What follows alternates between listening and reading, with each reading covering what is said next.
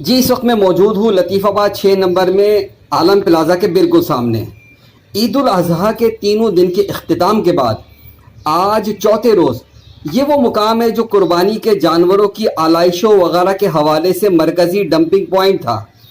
اسے دیکھ کر آپ خود اندازہ لگا سکتے ہیں کہ علاقے میں بڑی تعداد میں جو قربانیاں ہوئی تھی تو ان کی جو آلائشیں تھی وہ یہاں ڈالی گئی تھی. میں نے اس کا ذاتی مشاہدہ بھی کیا کہ رات گئے تک Sindh solid waste management board Hyderabad کی جانب سے آلائشیں اٹھانے کا سلسلہ بدستور جاری رہا، اور آج عید کے اختتام کے بعد جو صورتحال ہے وہ آپ خود بھی ملاحظہ کر سکتے ہیں.